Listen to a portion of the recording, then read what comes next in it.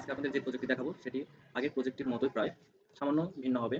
সেটি সিএসএস এ একটু ভিন্ন হবে, জাভাস্ক্রিপ্ট কোডটা কোডগুলো ওই রকমই কিন্তু একটু অ্যাডভান্স হবে। তো চলুন বন্ধুরা দেখা যাক।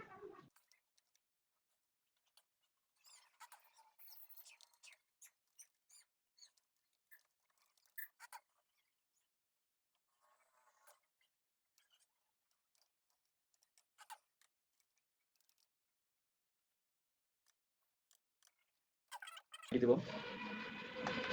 আইডি, এটা আওয়ার্স দেবো, SOURS hours, ID minute.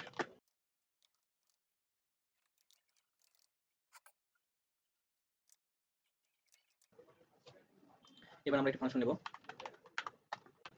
Update update flow,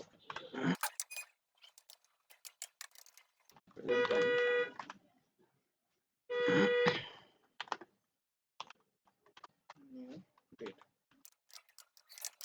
let is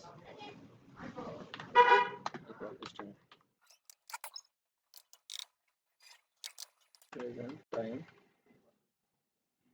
dot get hours dot there start। এই লাইনটার অর্থ প্রথম থেকে বলি। প্রথমে এটিকে ফাংশনে নিলাম, এরপর একটি ভেরিয়েবল নিলাম যেখানে আমাদের ডেটটা আসবে, তাই ডেটটাকে জাভাস্ক্রিপ্টের ফাংশন। এরপর আমরা ঘন্টা বা আওয়ার্স নিলাম, যেখানে স্ট্রিং হবে এখানে present time dot gate hours, যে টাইমটা আসবে সেটা ঘন্টা হিসেবে আসবে বা আওয়ার্স হিসেবে, সেটি এরপর হবে কি স্ট্রিং, ডিজিট থেকে হয়ে যাবে স্ট্রিং। এরপর কি ডট প্যাড স্টার, এটা গত ক্লাসে গত প্রজেক্টে আমি বলেছি যে প্যাড স্টার এটা যদি এখানে প্যাড স্টার 2, 0, এর অর্থ হচ্ছে যদি অঙ্কটি বা সংখ্যাটি 2 অঙ্কের না হয়, 2 অঙ্কের যদি না হয় তাহলে কি হবে, 2 অঙ্কের হবে, এটা 2 অঙ্কের হবে। আর এটা দ্বারা 0 দ্বারা বলছে যদি 2 অঙ্কের না হয় তাহলে সেই ক্ষেত্রে সামনের অংশে 0 বসে 2 অঙ্কের হবে। যেমন কি যদি 2 হয় তাহলে 2 এর আগে 0 আসবে, এসে 02। যদি 5 হয় তাহলে 5 এর আগে 0 বসবে, বসে 05, এরকম ভাবে হবে। একইভাবে আমরা নেব,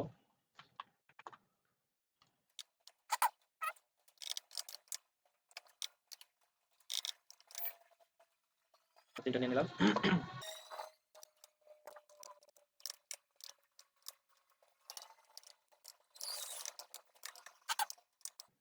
এটাতে কি করলাম, যে document dot get element by ID hours, অর্থাৎ এই টাইপটাকে ধরলাম, ধরে এই টাইপের টেক্সট কন্টেন্ট, এই টেক্সট কন্টেন্টের জায়গাতে কি হবে, এই এইস হবে। এইস অর্থ এখানে যে টাইমটা আসছে সেটা 2 অঙ্ক বিশিষ্ট হয়ে এরপর এখানে আসবে।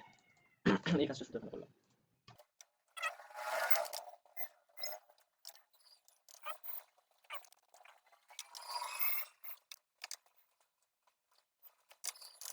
Set interval function update clock,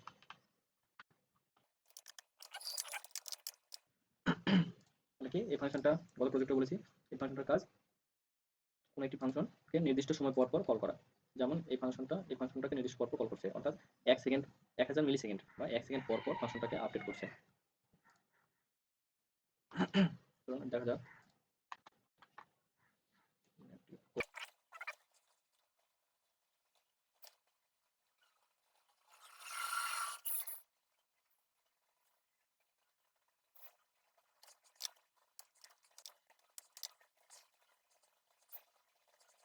মূল থিমটা চলে আসছে, টাইমের যে এটা। এখন আমরা এইরকম স্টাইল নিয়ে আসার জন্য কি করবো, এখানে সিএসএস স্টাইল যোগ করতে হবে। সেটি আমি আগে করে রাখছি, সেটা আমি শুধু জাস্ট কপি করে বসাবো।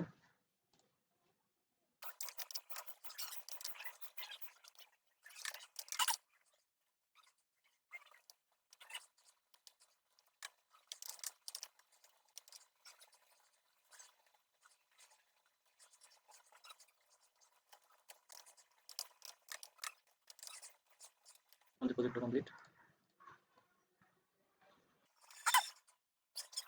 এটাকে যদি আমরা একটু অ্যাডভান্স করি, এখানে এএমপিএম আসেনি,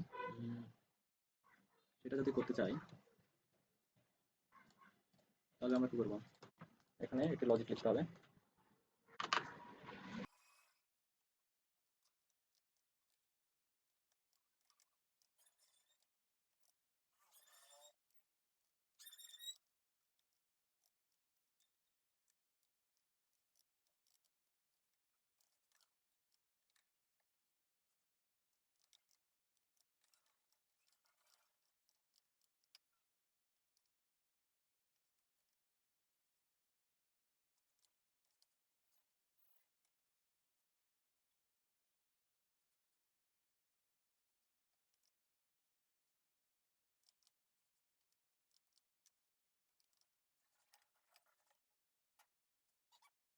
আশা করি বন্ধুরা আপনারা খুব ভালোভাবে বুঝতে পেরেছেন। যদি কোথাও বুঝতে সমস্যা হয় তাহলে অবশ্যই কমেন্টে জানাবেন, আমি আপনাদের সমস্যাটির সমাধান দেওয়ার চেষ্টা করব।